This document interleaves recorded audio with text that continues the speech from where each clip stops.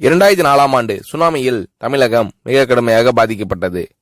2004இல் சுனாமியில் தமிழகத்தில் மட்டும் 6065 பேர் இறந்தார்கள். 88 கிராமங்கள் நிலைகுலைந்து அழிந்து போனது. இந்த சூழ்நிலையில் அம்மா அவர்கள் எடுத்த நடவடிக்கையால் 10 கிராமங்களுக்கு ஒரு அமைச்சர், ஒரு IAS அதிகாரி, ஒரு PRO என்ற ஒரு குழுவை அமைத்து உலக வரலாற்றிலேயே இது போன்ற மீட்பு நடவடிக்கை இருந்திருக்காது என்ற அளவில் 3 நாளில் பாதிக்கப்பட்ட கிராமங்களுக்கு மின்சாரம் வழங்கப்பட்டது. குடிநீர் வசதி செய்து தரப்பட்டது. இந்த மின்னல் வேக நடவடிக்கையால் அப்போதிருந்த இந்திய ஜனாதிபதி அப்துல் கலாம் மற்றும் அமெரிக்காவின் முன்னாள் அதிபர் கிளின்டன் ஆகியோரின் பாராட்டுகளை அம்மாவின் அரசு பெற்றது. அழுத கண்களை துடைக்கும் கரம் கொண்டவர் அம்மா அவர்கள்.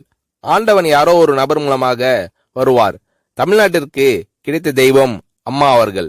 சுனாமியில் பாதிக்கப்பட்டவர்களில் 40 பேருக்கு 2 குழந்தைகளும் சுனாமியில் இறந்து விடுகிறது. அந்த 40 பேரும் ஏற்கனவே கருத்தடை ஆபரேஷன் செய்திருக்கிறார்கள். பெற்றோர்கள் மட்டும் உயிர் பிழைத்திருக்கிறார்கள். உயிர் பிழைத்தவர்களுக்கு இனி குழந்தை கிடையாது என்ற நிலையில் அவர்களுக்கு கருணைவு ஆபரேஷன் செய்து அவர்களில் பல பேருக்கு குழந்தை பிறந்து அந்த குழந்தைகள் இன்று பள்ளிக்கு சென்று கொண்டிருக்கிறார்கள். நாகப்பட்டினத்தில் அம்மா அவர்கள் மீனவர்களை சந்தித்த போது மீனவர்கள் கதறி அழுதார்கள். அவர்களிடம் அம்மா அவர்கள், நான் இருக்கிறேன், நீங்கள் கவலைப்படாதீர்கள், இழந்து போன உயிரை தவிர மீதி அனைத்தையும் நான் உங்களுக்கு தருவேன் என்று அவர்களுக்கு தேவையான அனைத்து உதவிகளையும் செய்து தந்தார் அம்மா அவர்கள்.